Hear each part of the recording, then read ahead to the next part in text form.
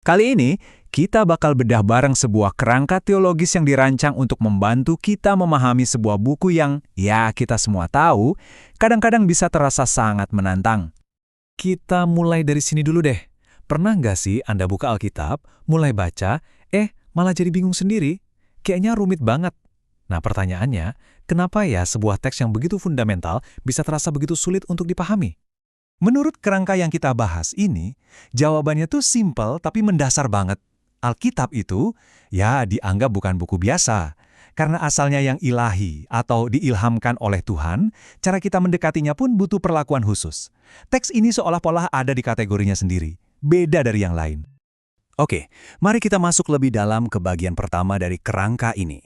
Ini soal peran ilahi dalam proses pemahaman kita, sebuah konsep yang dikenal sebagai iluminasi. Jadi, iluminasi itu apa sih? Definisinya adalah pelayanan Roh Kudus yang menerangi orang percaya. Gampangnya gini, ini adalah gagasan bahwa ada campur tangan ilahi yang aktif yang seolah-olah menyalakan lampu di dalam pikiran kita biar bisa klik dan paham kebenaran di dalam Alkitab. Jadi, ini bukan cuma soal bisa baca, tapi soal dapat aha momennya. Nah, kutipan ini makin memperjelas poin tadi. Logikanya, kalau mau ngertiin hal-hal soal Tuhan, ya kita butuh bantuan dari Tuhan sendiri. Menurut pandangan ini, kepintaran kita aja nggak cukup. Makanya, bimbingan langsung dari Roh Tuhan itu dianggap esensial, alias penting banget. Biar nggak ketuker, penting banget buat kita bedain tiga istilah ini. Iluminasi, atau proses memahami kebenaran, itu beda sama revelasi, yaitu saat Tuhan mengungkapkan kebenaran untuk pertama kalinya. Dan dua-duanya juga beda sama inspirasi, yaitu proses pencatatan kebenaran itu. Jadi ada urutannya, diungkapkan, dicatat, baru deh dipahami. Coba bayangin deh, kalau iluminasi itu adalah kunci dari Tuhan yang ngebukain pintu pemahaman. Pertanyaannya setelah pintunya kebuka, terus kita ngapain? Masa cuma diam aja di depan pintu? Kan enggak ya? Tentu aja enggak. Nah, disinilah peran kita sebagai manusia masuk. Kita melangkah ke bagian kedua dari kerangka ini, yang fokus ke upaya praktis dari sisi kita, yaitu seni interpretasi. Betul. Setelah pintunya dibukakan, tugas kita adalah masuk dan menjelajah.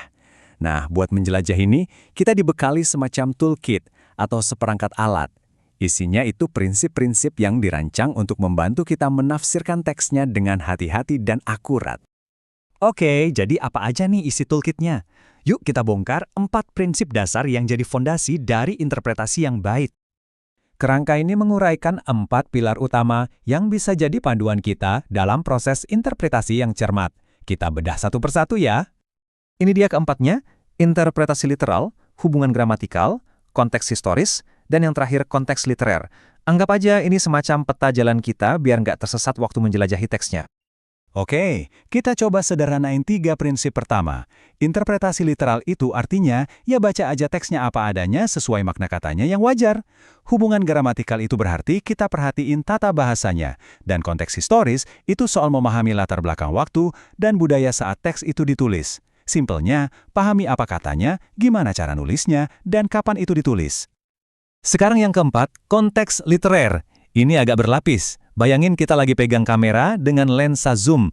Pertama, kita lihat dari dekat, ayat-ayat persis sebelum dan sesudahnya. Terus kita zoom out sedikit, lihat satu pasal atau bagian utuh. Terakhir kita zoom out sejauh-jauhnya, untuk lihat gimana bagian kecil tadi nyambung dengan narasi besar keseluruhan bukunya. Dengan begini, mana satu ayat bisa jadi jauh lebih kaya. Jadi, poin utamanya di sini adalah, ini bukan soal milih antara bantuan ilahi atau usaha manusia. Enggak. Menurut kerangka ini, keduanya itu satu paket, jalan bareng kayak partner. Iluminasi yang membuka pikiran dan interpretasi yang cermat adalah cara kita menggunakan pikiran yang sudah tercerahkan itu. Dua-duanya sama-sama penting. Dan ini membawa kita ke pertanyaan terakhir buat direnungkan. Setelah kita lihat kerangka ini, prinsip soal membaca apa adanya, memperhatikan tata bahasa, sejarah, dan konteks besarnya, kira-kira gimana ya dampaknya kalau kita terapkan cara ini ke bacaan lain? Entah itu karya sastra, dokumen hukum, atau bahkan artikel berita. Mungkin nggak sih cara kita memahami sebuah tulisan jadi bisa berubah total?